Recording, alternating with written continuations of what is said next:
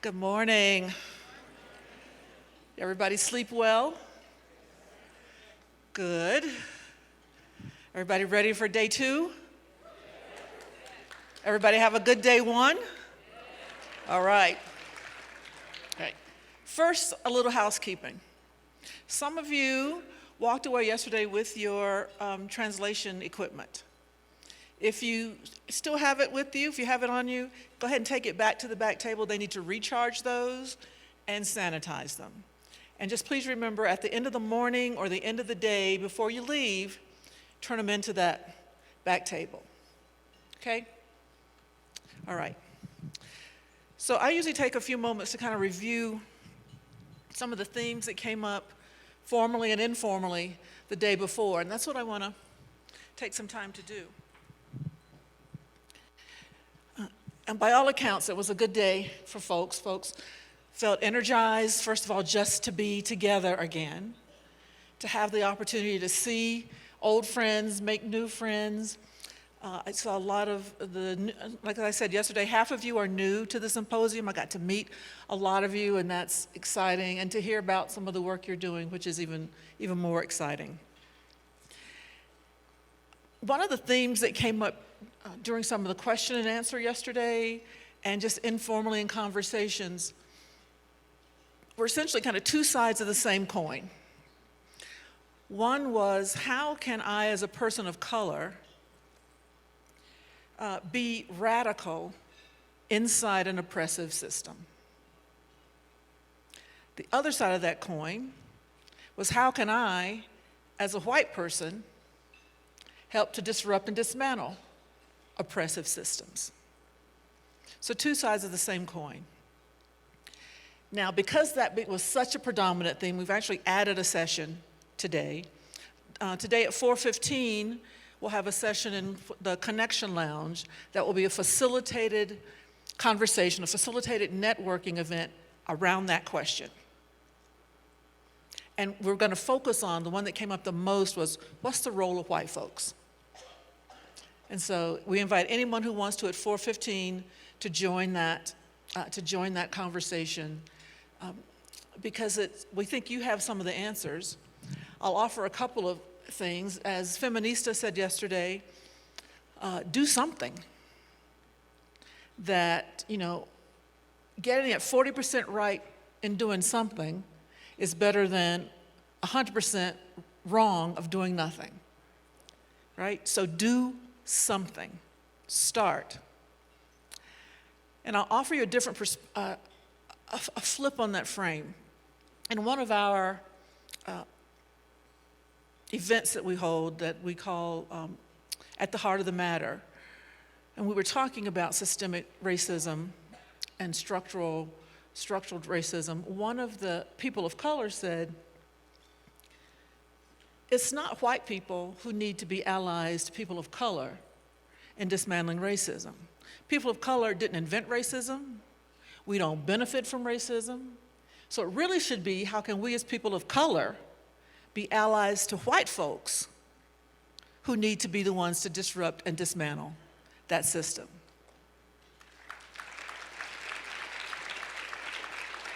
So I ask you to take, that's a flip to the frame of your role as ally versus your role as conqueror, if you will.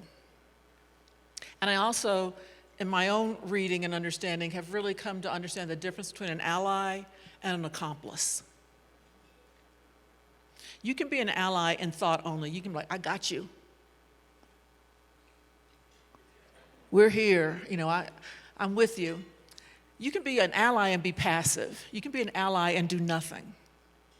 But an accomplice is like in the car with you, ride or die, Thelma and Louise going over the cliff. An accomplice is active in the role. They are with you. They're going to be an accessory to whatever. So think about that, being an ally versus being an accomplice. And for people of color, I get it. Trust me, I get it. And I also understand the need to kind of preserve your job inside a system, but I think everyone has some power, and you have to figure out where the boundaries of your power are. Sometimes it's just to say, there need to be more voices than me at the table. Our diversity committee needs to be more than the 3 people of color we got in this organization. When I was working in leadership development, when I worked for the Center for Creative Leadership, I would work with people of color leaders in for-profit organizations. And part of their complaint was this. Every company, had the notion that we want a person of color on every committee, right? So there's only 5 of them, and there's 10 committees. So they're each on 2 committees, 2 or 3 committees, where their white colleagues only had to be on 1 committee. So then when it came time for them to be for promotion or raise, they got the feedback, well, you just didn't deliver at the same level we expected. And that's because I was on all your damn committees, right? So sometimes it's just to say, I can't be the only one, and to have the agency, feel the agency, be able to say that. It's very individualized to the person. I think fearlessness is part of it. How you choose to activate that fearlessness. I think you have to think deeply about that, and I would suspect you probably already are. If you can articulate that question, you're already trying. And so what you're asking is, what else can I do? And I think that's something we should be talking to each other about. And I'm happy to talk to anyone that wants to talk about that. And as you have the next day and a half, if you could seek out other people of color and ask them, without fear of everybody else wondering, what are they talking about over there? Right? So I commend that to you. Another thing that came up yesterday, I'm going to put it on the broad topic of the inclusion here at the symposium, particularly in speakers. So we had some question around, all the speakers yesterday were women or non-binary. When are we going to see some straight black men or some straight white men or some Native Americans or whatever? So when we think about the symposium, we think about the arc of the full 3 days.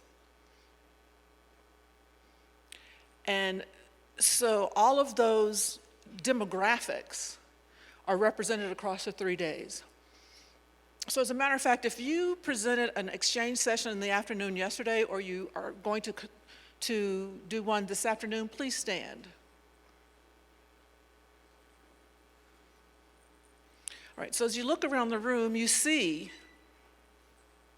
a variety of people who you're going to have the opportunity to listen to. Thank you. And that's what we want to offer you. The opportunity to be exposed to the thoughts and perspectives from various people. And again, we look at it over the arc. And I would hope that you'll take, that if you felt that way yesterday, that you'll take what I'm about to say with the love and respect in which I offer it.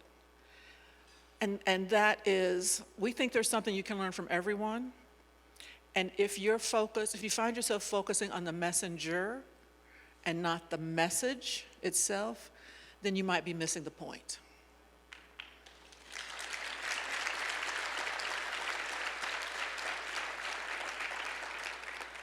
And again, I say that with all love and respect. And we try to honor everyone's voices. And several of you yesterday that have been here for many years, hearkened back to 5-6 years ago when every person on the stage would have been a white male. And we're commenting on how different it is now, 5 years hence. So I wanted to address that. There was another question that I think is a legitimate question that we have not to my knowledge, addressed at the foundation yet, and that was about how are we thinking about, or how should we be thinking about, the health effects of climate change on communities. Now, I say we haven't been thinking about that yet. When I leave the stage, I may get an email from one of my staff that says, actually, we are thinking about that, Karen. We just don't have our thoughts together enough to share it with you. But that is something that I think we all have to be cognizant of. We didn't get a chance to ask that question yesterday of whichever speaker it was asked about, but it's a very timely and legitimate question. It's something we should all be focused on. Then there was another theme around foundation spending. Okay, this is where we get to the real talk part. So the sentiment is, why don't foundations stop hoarding money and put it to use in community? It's that simple. You're right, it is that simple, but I'm about to tell you why it's not that easy.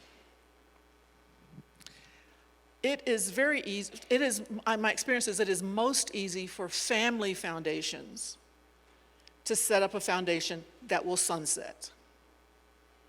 Meaning it is not meant to be in perpetuity. And trust me, when I win the $1 billion+ lottery on Friday night, the Karen M. Squared Foundation will sunset 30 years after I die. Hopefully that gives us a good 50 years. But for a lot of foundations, and I'll just speak to our foundation, it was set up to be in perpetuity. My board cannot unilaterally decide to sunset the foundation. We would have to get the permission of the Attorney General. I think that is the same. I think that would be the same for the trust. I think that would be the same for Rose Community Foundation. At least those three. Now, is it possible that the Attorney General might say, okay, we'll let you sunset? Yeah, I guess it's possible. Is it likely probable? No. Is it something I'm going to encourage my board to take the time and the energy to do right away? No, because that's hard. So it was set up to benefit Coloradans in perpetuity. That happens with a lot of foundations. Now, a lot of foundations, including ours, have spent over our required amounts. And some foundations have doubled, tripled, and it tend to be smaller foundations are easier to double and triple because the dollars, relatively speaking to dollars like ours, are very small. So while yes, it is a simple idea, while yes, I would love to do it, it's not an easy ask, and it's not a probable ask of a foundation as large as ours with the way we're set up. So I want to say that. I'm not speaking for any other foundation but ours, but generally that's the way it goes across the organization, across the field. Family foundations absolutely have more leeway, particularly if they still have family members, a living donor or descendants of the donor still on the board. They're much freer to make those kinds of decisions than a board that was founded like ours that happened based on the sale of a community resource. So I just thought we needed to talk about that. Now, another topic of conversation on and off the stage yesterday was the impact of a decision the Colorado Trust has recently made. People were talking to me about it all day, and I was like, you need to talk to them. And they're here, and I'll ask them, will they be willing to talk to you? And of course they said yes. So they spent some time thinking about how to be able to engage with those affected communities, not just here on site, but afterwards. So I have a slide with kind of what they're going to do, because it was a lot, and I wanted to hear directly from them. So, in general, if you're from one of the affected communities, and you want to try to set up a conversation with a member of the trust, either here, today or tomorrow, or next week and beyond, there's an email for you to send your request to. They will then set up a time and connect you with someone, again, either here or next week, and I suppose you get to tell your preference, and they will make themselves available to talk to any community or any nonprofit from those communities one-on-one. Okay? So I hope those of you who are interested in this will take advantage of this. They are being very gracious with their time, and when I said, why don't these people are asking to talk to you, I don't want to be in the middle, they said, well, of course we will. So thank you, Don. I think that they've got 4 or 5 staff here, maybe even a board member here, so that we have that organized for them.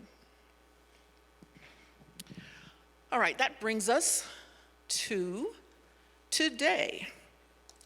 So this morning, we're going to talk about a new sandbox, and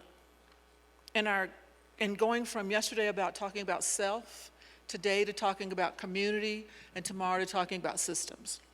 So we've got several sessions again this morning. I'm expecting them all to be as powerful and as provocative as the ones were yesterday. After lunch, we have our afternoon exchange sessions. Then again at 4:15, we will have the facilitated conversation about the role of whites in disrupting racism. We have Tanya Winder's going to conduct a resiliency workshop at 4:15 today. So we have those 2 options: a resiliency workshop and the facilitated conversation. Then we have our reception from 6 to 8. The dance party everybody's been waiting 2 years for. Pray that the rain holds off, because we want to try to hold it outside so we don't have to wear masks, right? And that is what our day is today. I know you'll enjoy it, and I'm going to now turn it over to our first panel. I'm going to invite Erin Brown up to the stage. Erin, I think it's probably a year and, has it been a year yet? A year, maybe 3 days since she joined us as our Vice President for Community Impact and Investment. Thanks, Erin.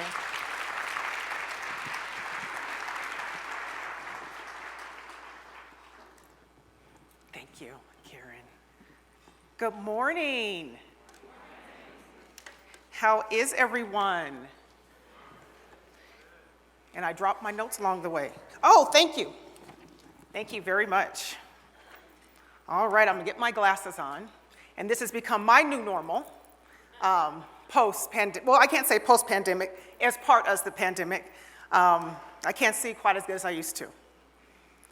But I'm really excited to be here to kick off our first facilitated panel this morning. And so I'm gonna start, and I just want you all to imagine, remember when you were a kid and you played in the sandbox, what that really felt like, right? Like, think about that sand between your fingers, and if you weren't gonna get in trouble from your mom, you took off your socks and your shoes, and what it felt like between your feet, and you're with your friends, and you're like, we're gonna plan like this whole little town, right? And you had little roadways and little buildings, sand, little mounds of sand, right? And it was good. And you even might have ran in the house and grabbed some action figures and stole your brother's Hot Wheels, whatever that looked like. And it was fun, and it was innocent, and you really played in that way, right? But then we grow up, and you start to hear, can we just all play nice in the sandbox? So, right, like how many of us have heard that in the course of our journey onto adulthood and in our professional careers? So then as that happens, the connotation of playing in the sandbox is really very different, right? From when you think about the innocence, of that. And oftentimes when you think about that, it does become, because to play nice sometimes, Do we have to compromise? It comes about compromise, right? And so really excited today for us to think about, we don't have to compromise. We shouldn't have to compromise for the well-being of our communities, for the well-being of our health, and for the well-being of creating a center of communities of care, right? So that we all can thrive. And so that's what we're gonna spend this morning's session on, talking a little bit about that with some really truly some game changers. So with that, I'm gonna ask my panelists to please join me here on stage. So come on up.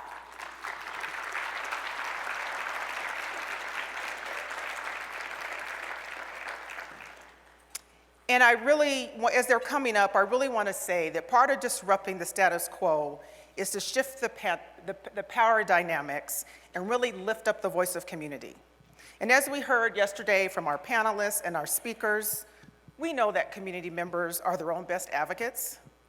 They know what they need. And that's exactly why we must create a new culture where we share a space and create sandboxes where we all can play in addressing the ongoing inequities across our neighborhoods and in our communities. And so I'm excited to step over here and join you all here on stage. I am excited this morning to have Papa Dia here with us. Also excited to have Susanna Guardado here with us and Louise Martorano, who are really game changers, who heard and knew the value of community voice, and they will share what they are doing to really push against that status quo and creating a space for their communities to thrive. So thank you so much for being here with us this morning. Really looking forward to our conversation. Thank you. So with that, you can do it much better than I can. And so before we dig into the conversation, I'm gonna ask each of you to share just a brief introduction. Tell folks who you are, and tell them about the work that you're doing each day in your communities. And so Papa, we'll get started with you. Good morning. Good morning, everybody. So thank you, Erin, for having me. My name is Papa Dia. I'm originally from West Africa, Senegal, a French-speaking country. Came to the United States, it's been 23 years. And as most immigrants, I came to this country to seek economic opportunities to support myself and the family that I left behind. Talking about childhood, you get me thinking about my childhood a little bit.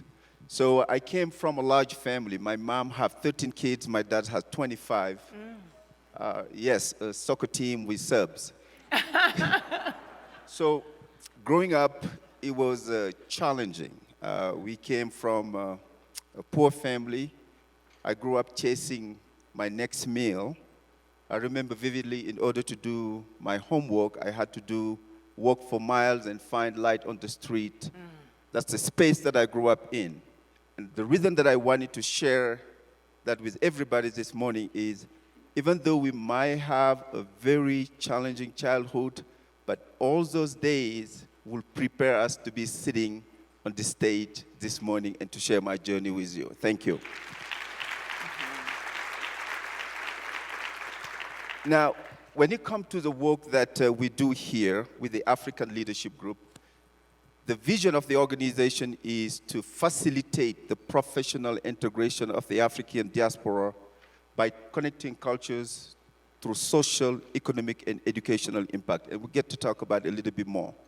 But I want to paint a picture for you as we're going to go through this conversation.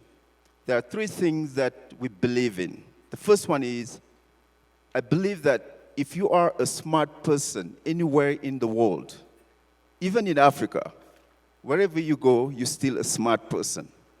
Doesn't change. I so believe that it's okay to speak English with an accent. The only thing that's important is to make sense when you do so.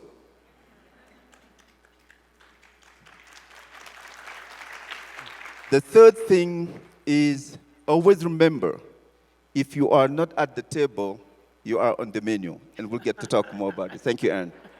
All right, thank you. Susanna.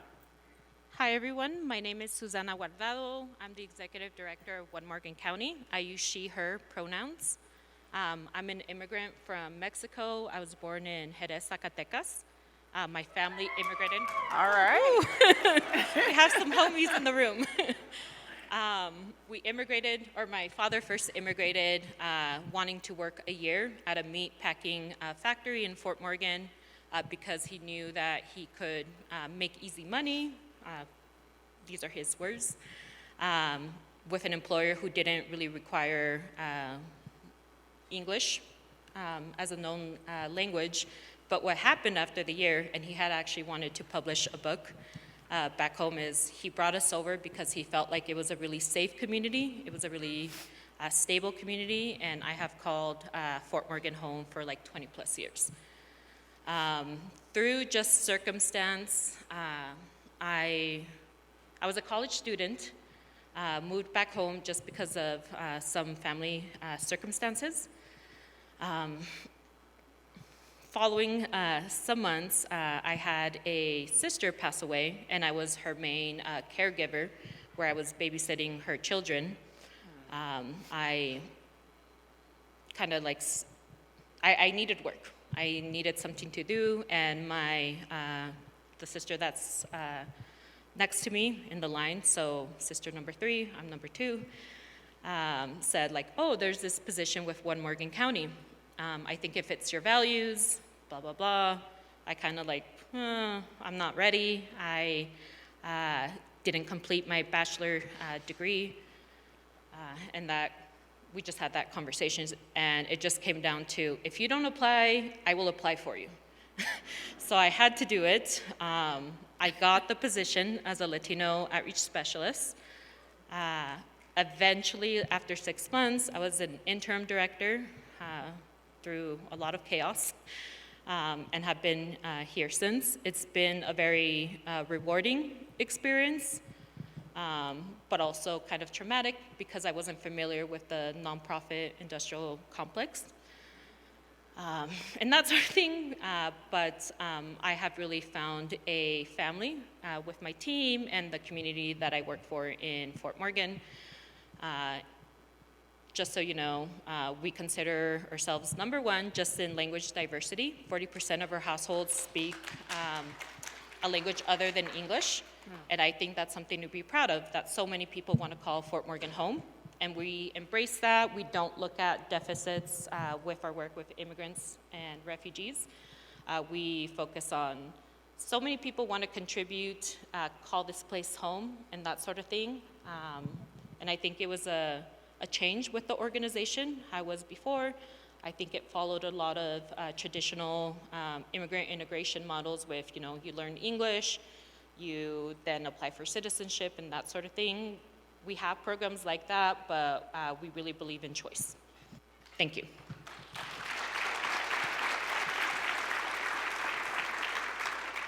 Good morning. My name is Louise Martorano. I'm the executive director at RedLine Contemporary Art Center, and that's in the 5 Points neighborhood in Denver, Colorado. My pronouns are she, hers. I am hopelessly local. I've been living in Colorado for a long time, but my parents came from Brooklyn and Texas, and so I always feel like I'm a car accident between the Irish and Italian aggression that existed with those two energies. So, but I feel like that has fueled a lot of me when it comes to 2 very different people getting married and figuring out how that works together. As it relates to this conversation, I'm deeply suspicious of sandboxes as they have been presented to me, unless they are created by artists or with communities, because I feel like a lot of my work and the values that we have cared for at RedLine really don't necessarily have a good reference point. So it's been really about how can we listen and build anew necessarily than kind of recreate what is. And so I'm very excited and feel very grateful to be invited to be part of this conversation, because I do feel like working with artists, it's such an opportunity to have a new language of the soul that doesn't exist in the languages of oppression that we've been given to operate within. And I always talk about, you know, the work that we do as, you know, if racism is in the air that we breathe, you know, we are on a journey of constantly undoing. So I am so, again, excited to be here and part of this conversation today. And thank you for having me. Thank you.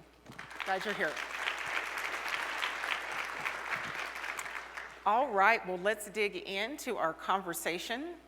And we hope that you're going to really walk away also not understanding more about how we're thinking about, how these organizations think about creating the new normal, but also being able to take some takeaways, right? Things you can think about as you go back to your organizations. So this is a question that I would love each of you to answer, and would love for you to be able to tell our audience here a little bit more about how organizations can create the new normal and what deliberate shifts, right? We're talking about change. So what are those deliberate shifts organizations need to make internally and externally to hold space to support community need? I'll go first, and that's a very, very good question.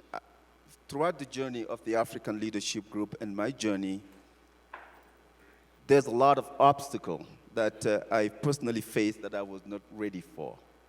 And I think the first thing is not to take no for an answer, knowing that you're going to face this roadblock. There's going to be a lot of people that would not support you for what you are planning and envisioning to do. That's the first thing. But the second thing is just make sure that you include the community. I think as leaders, as organization, as foundation, we have a tendency to think like we can identify the problem for people, we can identify the solution for them, and we can tell them how to implement it. And it needs to stop.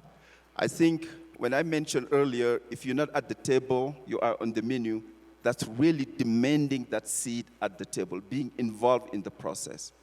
So taking our example at the African Leadership Group, when I was at the bank, that's where the journey started, there was a lot of fellow Africans that were coming and asking for help. And in doing so, at some point, the bank wanted me to stop doing it. Instead of thinking about, all right, we see a lot of fellow Africans coming here and asking for you to help, instead of asking me to stop and tell me, how can we support you where we can identify another platform for you to support these people, all they wanted me to do is to stop helping these people.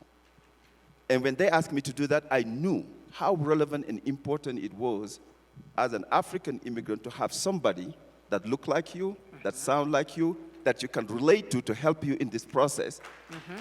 And I did not take that, and I said, you don't want to support me? I got to create my own space to do that. And that's how they empower me to create the African Leadership Group. So sometimes we got to be ready as immigrants, as people of color, when people are pushing us back. So it's for us now to create the space and change the status quo and create that environment to do the work that we are doing. So I think as people of color, we are used to those challenges. We are used to people pushing us back. But we got to show people that we are resilient because that's who we are as a community, and always look to create a space for the people that need the help and not expect for people to do that for us.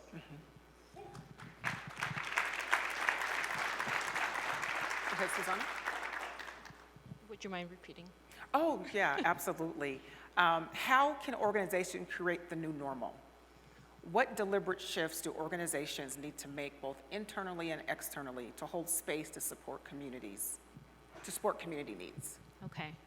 Like I mentioned, we were like a really traditional immigrant integration organization before that you had to do X, Y, and Z. When I joined, I probably spent my first 6 months trying to quit the organization because there was a lot of interest from outside groups, foundations, Denver-based organizations wanting to focus on Fort Morgan because of the diversity. It was after a conversation and a visit in town from the Latino Community Foundation. I think I seen Carlos the other day, and I expressed that I was really unsure with my position. It's like, no, like if anyone has that lived experience with coming into the town based off of that ag background, which is really driving people over, you're the person to do it. I stuck around, and I think it has been fruitful. We have really encouraged multilingual spaces. So the Colorado Constitution is written in 3 languages. Like, there's no official language in the country, in Colorado. Why can't we have these multilingual spaces? And then just through learning, really based off of the work of the Community Language Co-op, we embrace language justice, language access. We know that a lot of our entities in Morgan County and Fort Morgan do not abide by standards set forward with the Civil Rights Act, really within national origin. So it could be discriminatory if you are not serving a population who speaks a language other than English. Just based off of that, if you are receiving federal dollars, so we have really used that as an opportunity to create more inclusive spaces. I mean, we're seeing it done right now with the interpretation, really simultaneously, and that sort of thing. We really value how people come, and we really focus on gifts versus deficits. We have a lot of artists in town. We have a lot of folks who have, legal, even medical backgrounds and that sort of thing, and trying to connect them to work that we know is needed in our community. That isn't always embraced, but I think I've become an ache in a lot of our stakeholders' minds and that sort of thing, and it's something that I'm happy to hold right now as we're creating this new normal. I think I was more complacent before with, oh, this is a commissioner, this is a city council member, blah, blah, blah, use language that kind of pertains to them, and really making them feel comfortable and not the communities that we're serving, which again is like a majority minority per the term sort of thing. So I think that's what we've been embracing, really serving community. It's our biggest taxpayer base, the immigrant and refugee background in our county. Thank you.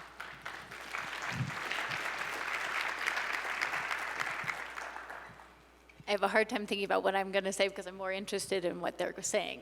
So I think about creating space at RedLine as first, and how we pivot to a new normal is, first, is there space available and who has access to it? And how can we reflect as an organization the work that we're doing and what we want to do and imagine? And so if we can't reflect that work from the inside, how can that be welcomed in from the outside? And, I think the best thing that ever happened to RedLine, I originally was working in museums and record stores. And the weird relationship between museums and record stores is you oftentimes stumble upon a really mean elitist person. And I was just like, oh gosh, if I ever get the opportunity to either run my own record store or potentially run my own art center, this is not how it's going to feel when I walk through the doors, which is really, I felt, was the most important part of any organization, is how you feel when you walk inside. And do you see yourself there? And do you feel that it's something that the doors open for you, not get slammed in front of you? And emotionally, I was thinking about that space because I was an empath and I felt it deeply. I almost lunged over a counter against someone at Wax Trax who gave my mom a hard time about buying the English Beat record. And I'm just like, why is this human being like this to my mother?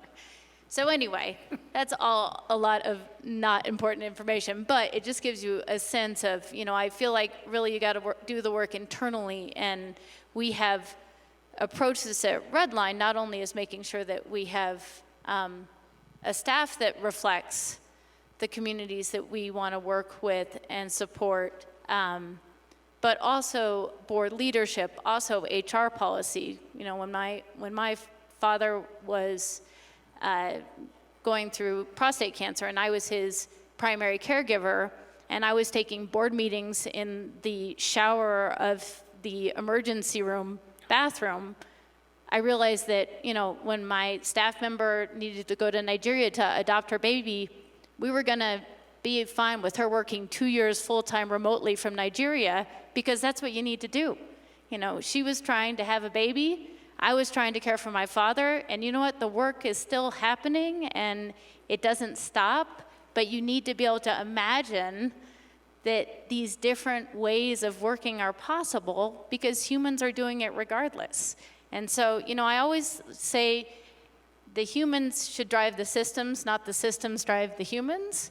And I always am looking for how humans can, and how people and communities can better inform the systems that we build.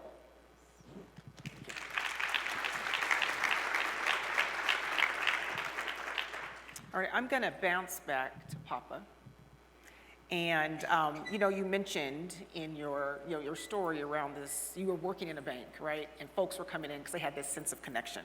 And we really talked about yesterday, like that sense of honoring those experiences, that connection. Then you talked about how that led you to create the African Leadership Group, right?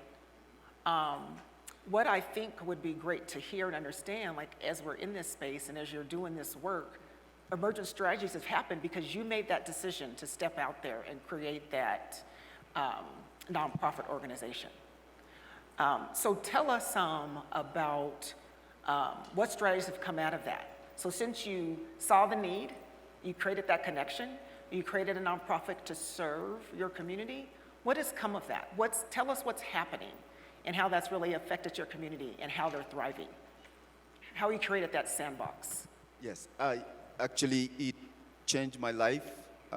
Now, the journey has not been easy at all. I mentioned how the bank did not want me to really have people helping, and they literally wanted me to stop. And when I understood that I could not just send them away, and I told myself, let me look around to see if there any organization I could send them to. Back then, there was only one organization that was more like a refugee resettlement organization. They only help you if you are a refugee, and they only help you if for 8 months. Mm-hmm. And for me, my vision was different. My vision was, I came here as an immigrant. I could not speak English. My first job, I was stocking books at Tattered Cover Bookstore. That's how I learned how to read and write and speak English, and had the chance to transition to the bank and really get the opportunity to professionally integrate. So that's what led me to the idea of really we need to have a platform where people can fully integrate and pursue the American dream or their own dream. Now, I got to share with everybody and the foundation that are here, for 13 years doing this work, I did not receive a penny from any foundation because people just wanted us to go relate to ourselves to other organizations that were already in place, even though our needs, our culture, everything about us as African immigrants was unique. Mm-hmm. So you got to be able to address those basic needs in order to really get them transitioned to whatever else we want them to do. Obviously, most foundations, they wanted you to do advocacy work. Mm-hmm. It's what we've been talking about yesterday also. That's the agenda of the foundation, not taking into consideration what does the community need? What do they need as a community? And for me, I told a lot of foundations, I cannot talk to my community members about education advocacy if they cannot put food on the table, if they cannot have a roof over their head. So it's very important to address those basic needs first in order to get them involved into whatever advocacy piece. Today, throughout that bold vision and that tenacity, knowing that for 13 years I was working full-time at the bank, raising my family, but really addressing those needs. Today, we have a community of over 20,000 members in the state of Colorado. And all along, and until today, our approach remained the same, which is meeting the community where they have their need first. Today, we have 13 different committees, and we have people that are volunteering on those different committees. I'll give you an example of something that we are extremely proud of.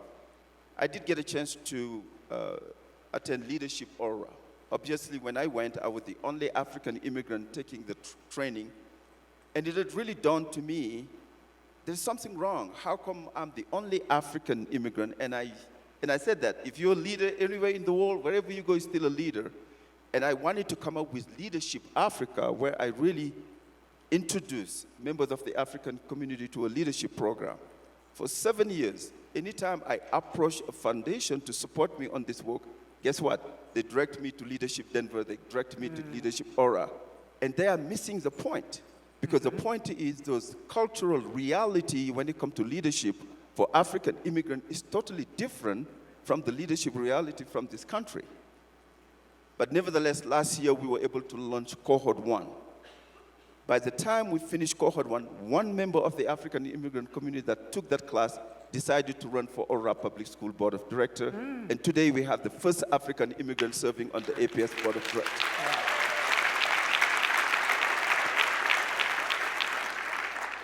And just a simple example, I am sitting here.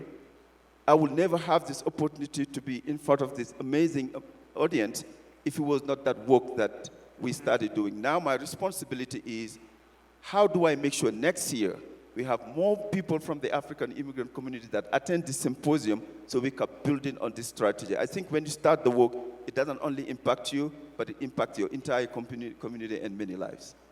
Thank you.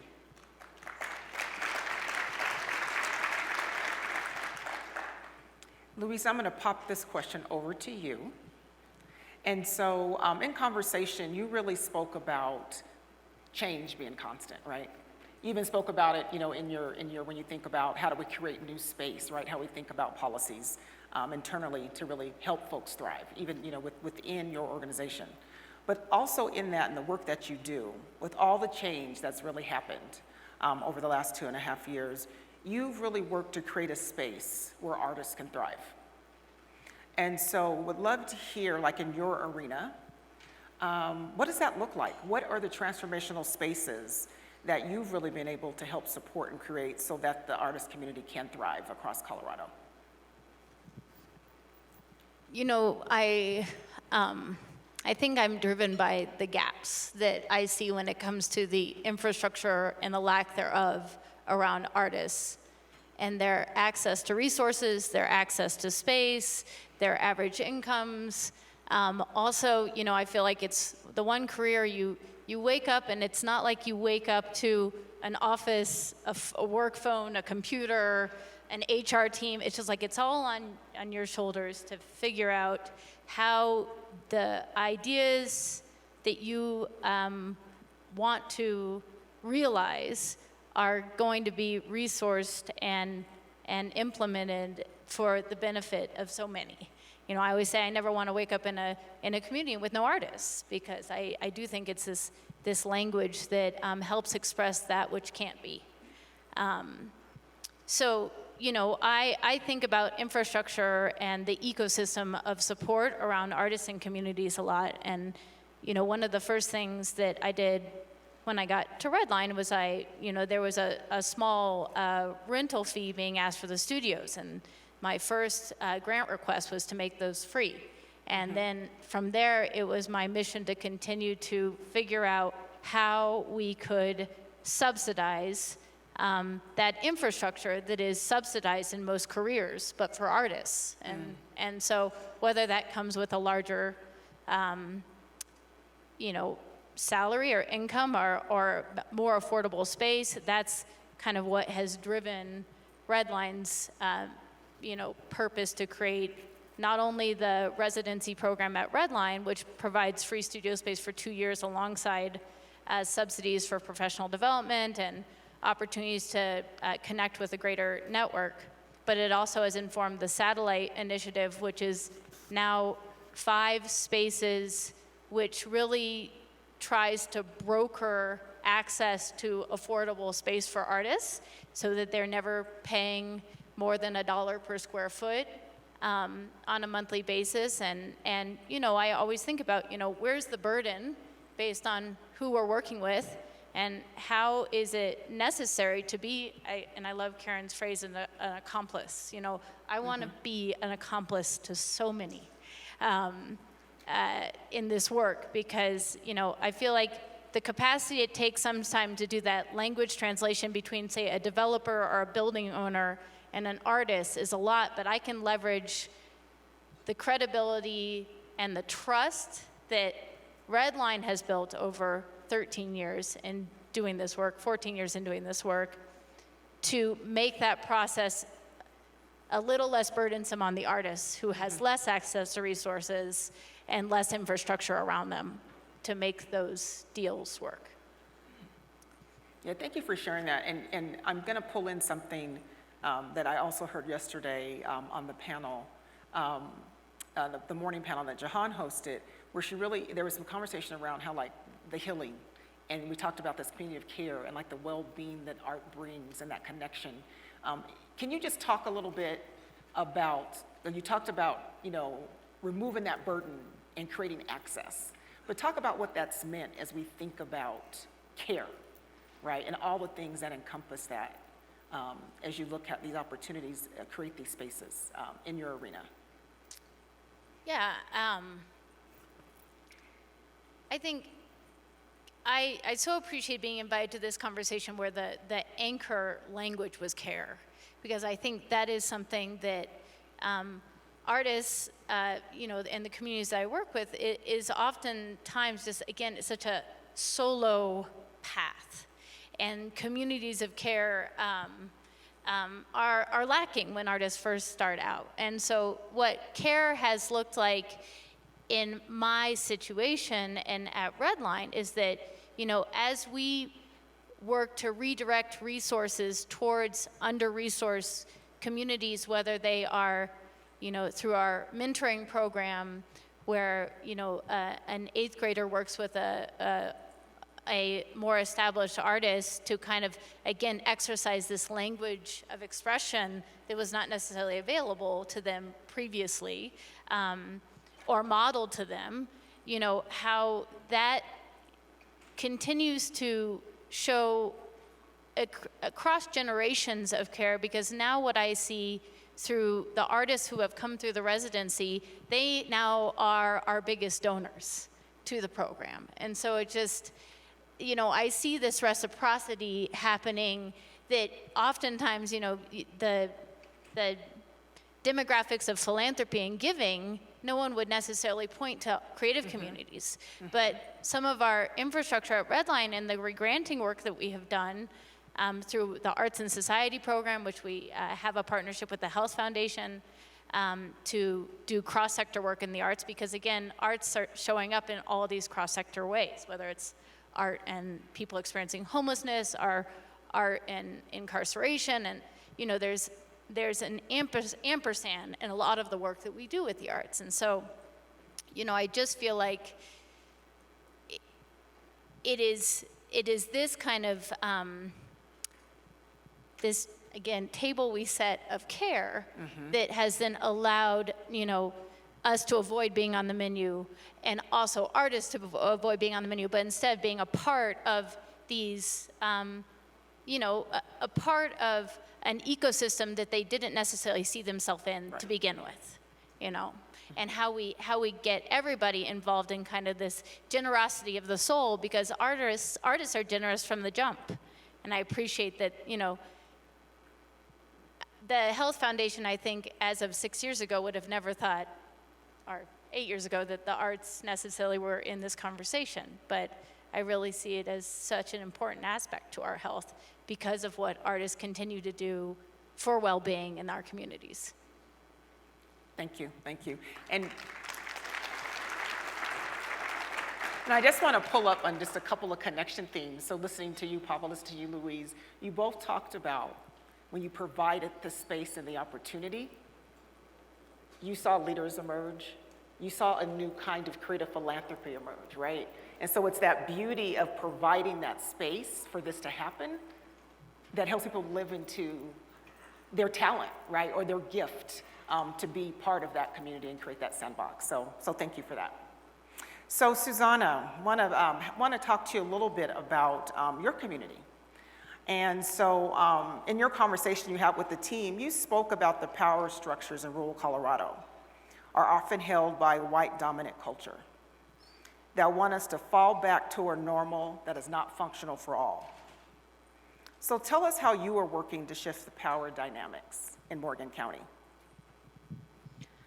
I think I'll just begin with saying that I don't really fall into that urban-rural divide, where I think there's some like really negative connotations with rural communities, with being racist and whatever thing.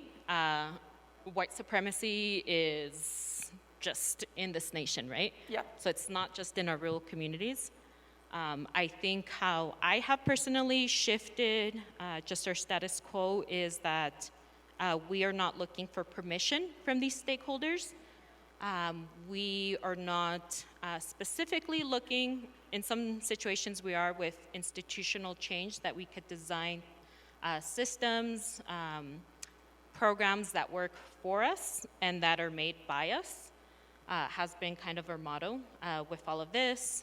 Just an example, with the pandemic, Morgan County was, I don't have the numbers with me, but one of the highest affected communities based off of just the industry there, so meatpacking, dairies, feedlots, and that sort of thing, with numbers where our local morgue couldn't even handle the numbers, and they had 2 trailers that were storing the bodies of folks who had passed away from COVID.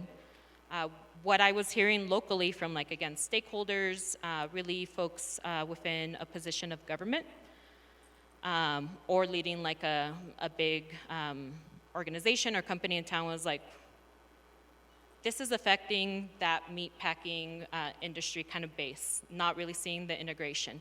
So just to give you a number, this meatpacking employer, it employs over 2,000 people, and then the next biggest employer is our school district, which is 500 folks.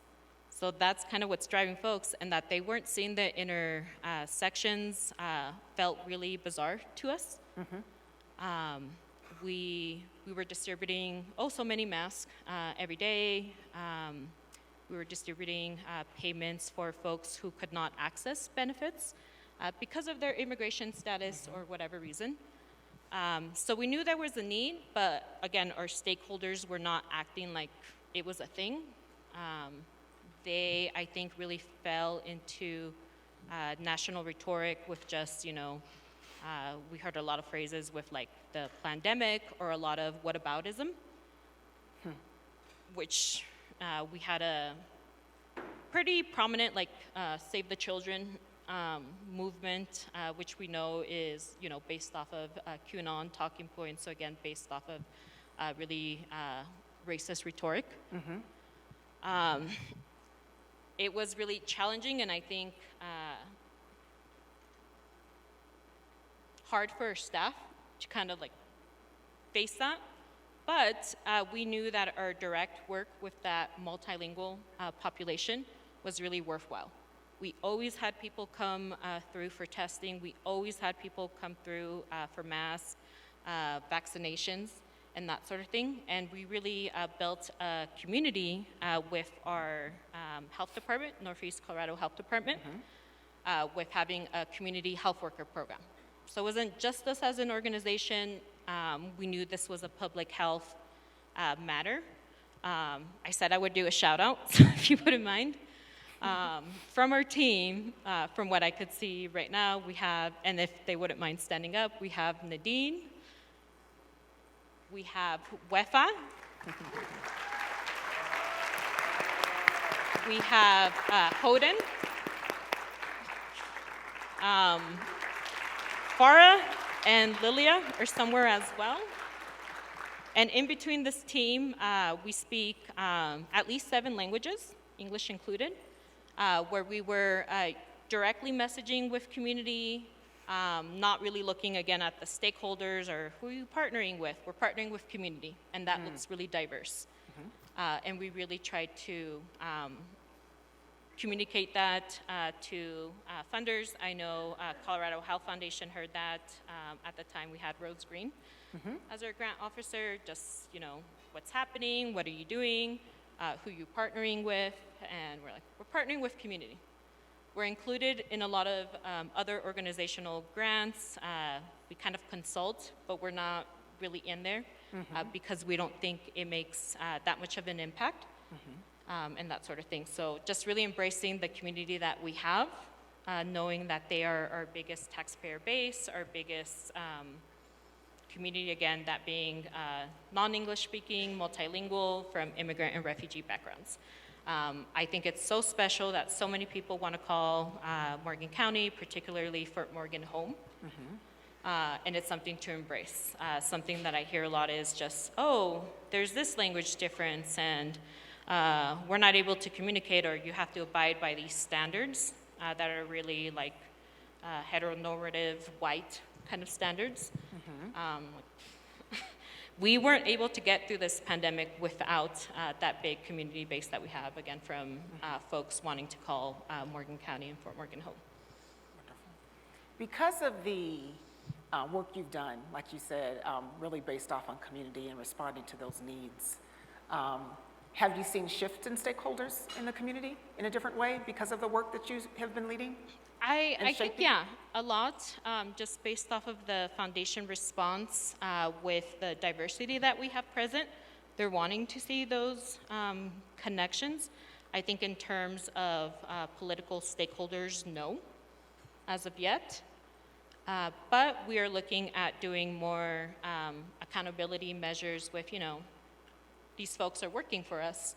What does that mean? We have a lot of folks from immigrant and refugee backgrounds who are highly interested in civil matters, how to put out public dollars to actually serve the community. I'm sure folks here in the room who are from Morgan County, they know that there was a measure to, I think it was over $1 million that the county wanted to invest in the county jail. For the air system that they had there, and part of those federal dollars had to do with seeking community voice. No one was consulted. It's at unattainable times, so it's during the day where I know that a lot of the folks that we serve, again, the majority of our community, are not able to attend. So we're exploring what that looks like and that sort of thing, but I think folks who have had to flee for their lives, are not accustomed to, planning out a 5-year, 10-year plan. It's making decisions on the go, where, we're wanting to create new things that work for us with foundational interests. I know that we have a community center and a child care center being set up by the Somali community. Because they weren't able to purchase buildings in town. There was some restrictions with interest rates and that sort of thing. Folks from white, heteronormative Christian backgrounds not wanting to sell buildings as well, where the Colorado Health Foundation, stepped up to provide them with the learning base with, what does it look like to hold a center like this, and how could we get outside funding and that sort of thing, fiscal sponsors, and that, and it looks like it's coming to fruition. Great. Thank you. So the next question will be for each of you, and then we'll try to get a chance for the audience to pose some questions to each of you as well. But as you're doing this work, you're seeing needs, you're in community, you're lifting voice, you're building leaders, you're shaking up, changing the system, not settling back to normal. We're creating our new normal because we want a normal that is good for everyone. It's not easy, right? We know it's not easy work, and sometimes it's messy. And as Karen said this morning, do something. And you all made a decision to do something. But in that, we also recognize that conflict arises, right? There's dissidence when you're moving this work and you're in those rooms. So love to hear and tell us some about how do you manage those kinds of conflicts and varying viewpoints within your community as you're building out and doing this work. How do you do that? And I'll start with you, Papa. Yeah, part of the work and the journey, you get setback. A little bit over a year, maybe 2 years ago, we have an incident that happened in our community that really shaken the community. And I don't know, most of you probably have heard that house fire that took place in Green Valley Ranch, where we lost 5 precious lives, where 3 young men just decided to set this house of immigrant on fire, and one of our community members, his wife, his sister, 18 months old baby and 2 years old baby all passed away and perished. And you deal with situations like that where, you know, the entire community is shaken up, and you know, who did it, why they did it, is it hate crime, what is the reason? I mean, as a leader, we are human beings also. I mean, we have this feeling, we have this emotion, and all of a sudden everybody is looking up to you to address this issue. And those conflicts arise, and sometimes as community leader, we need space to recharge too. Mm-hmm. You know, when we talk about self-care, we need a place where we go and recharge and bounce back to handle this issue. And also as a community, and sometimes we know anytime you can gather a couple of hundred people, politicians, they pay attention to you. You know, they want vote from your community. They want to show up during election time. And you only see them when they only need your vote. Only. And you need to speak up, because those are conflicts. You know, you are coming and asking for my support. What are you willing to do for my community? Do you even know and understand the challenges we face? So in most cases, you say no to them.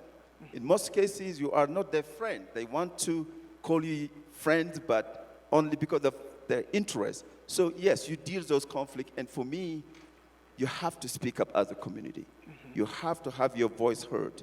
You have to create that space, but also be very careful that sometimes we have a tendency to speak for everybody, but include your community in the process. You got to be very careful when some of this decision or some of this conflict arise. Don't try to solve it alone. Bring the community, engage into a conversation, get their input, and then when you do that, I guarantee you, the organization will be stronger, because it's not self-driven, but it's community-driven. Thank you. Mm-hmm. Susanna? Just to touch on those points, Papa, I have also been brought in as a voice for all of Morgan County's immigrant and refugee communities. I'm like, no. I don't know the mindset that would make folks think that, but we have brought folks into the room. But again, I think there's frustration with how slowly things could move with at least government and sort of things. So folks are just wanting to use resources in terms of like foundations or finding fiscal sponsors and that kind of thing to see the changes that they want to see now that would not only benefit their children, but themselves. Because I think a lot of times it's looking at the next generation and just waiting it out, following whatever due processes we have. In terms of self-preservation, I think I was always running at the end of my rope prior to the pandemic, where I knew I wasn't getting a lot of sleep, eating at normal times, just providing basic nutrition for my body, and I think I had separated my mind, body, and soul as different things, and it was my body showing up to work, doing all of these things, staying up late, staying in the office, sometimes past 3 a.m. In the morning, where it wasn't till I was hearing from other nonprofit leaders of color that, not that it wasn't normal, but I think it is a normal for a lot of rural BIPOC folks leading organizations. But yeah, you shouldn't be doing this. How are you going to be able to do the work if your glass is empty? It's not even half full, it's empty and you're running on no fuel. That I was able to connect to, there was a retreat we had that was funded by the community, or the Latino Community Foundation, where we had Sonia from Girls Inc. and Olga from Cultivando, just really curate an experience for Latina leaders, because that's still a rarity interstate, that was really healing for me, or kind of began that journey for me. The other one was TLC, Transformative Leadership for Change. Their executive director is Neha. I know she's also founded by the foundation, but just really curating like a space for me as an individual, where, as far as we know, I'm the only woman of color in Northeast Colorado leading an organization. So it could be really isolating, even though I find a lot of comfort in my team and I really don't distinguish our roles like I do a lot of the direct service work.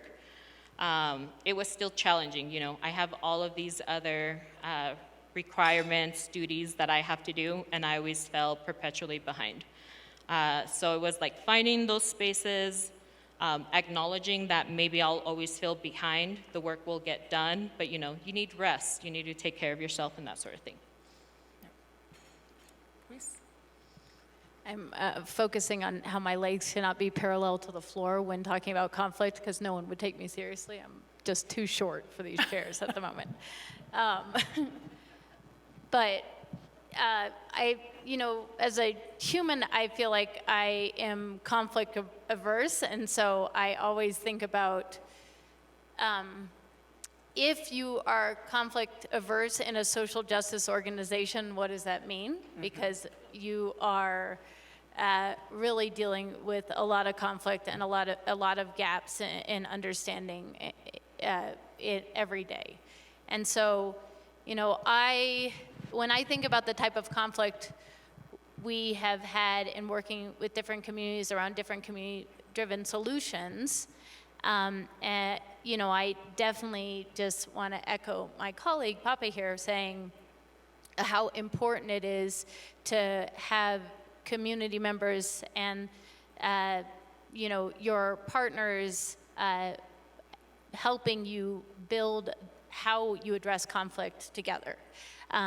Because there are so many moments in the organization where I just would not be the appropriate voice to address the conflict that's being raised.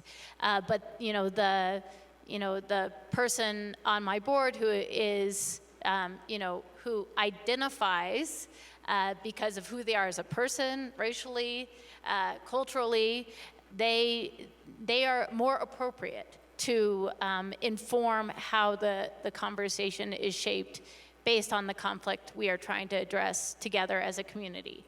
You know, and that type of representation in conversation, you know, again, and recognizing, like, you know, you can't hold a community meeting at 2 p.m. Like, it just is not, it's not realistic. So, you know, how do you have the necessary experiences around you to help address conflict appropriately? And how are those experiences resourced and supported to be there? You know, I always say that if there isn't a model, be a model.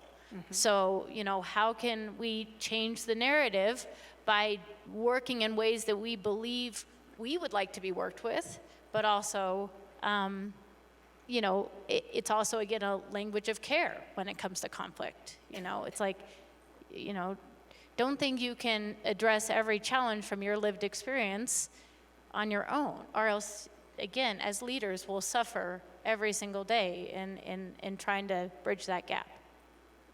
Thank you, thank you. We're getting ready to send it off to the audience, but real quick, rapid fire before we do that. And I guess 3 words. As you think about your work, you think about community, what brings you the most joy? The impact you have in people's life. Impact is the key word for me. Impact, movement, letting things move through your body, in a sense, and finding humor, joy in the little moments. Right. making what would seem impossible possible, that what's imagined realized, and what are, unexpected partnerships be lifelong collaborations. Yep. All right. Thank you. Thank you. So we're going to, I think we have time to take a few questions for our audience. So you all will see staff here with microphones in your hand. If you'd like to ask a question, please raise your hand. They'll bring that microphone to you. When you pose your question, please speak to which panelist you're going to be directing it to so they can respond to you appropriately. So we'll open it up. Any questions for our panelists? There's one. I see one back here, Austin. She's raising her hand.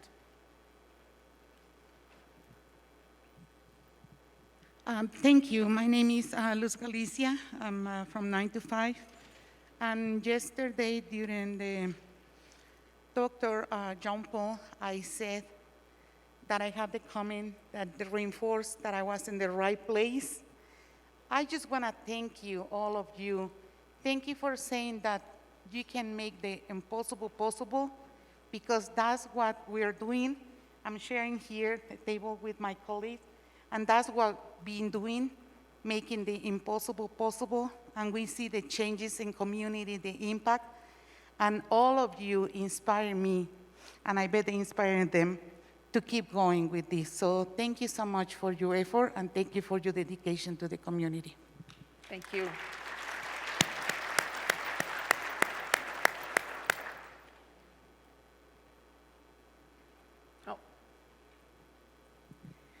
Thank you so much for sharing your wisdom.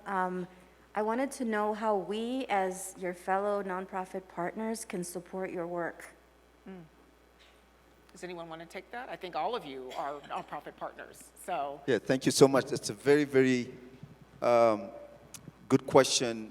In fact, as an organization, we just started a movement calling Breaking Barriers and Building Bridges. And I think as a community at large, we have a tendency to address all this issue in isolation.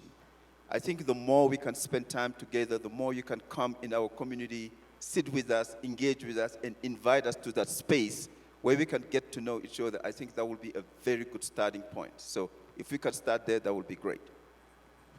anyone else want to chime in on that?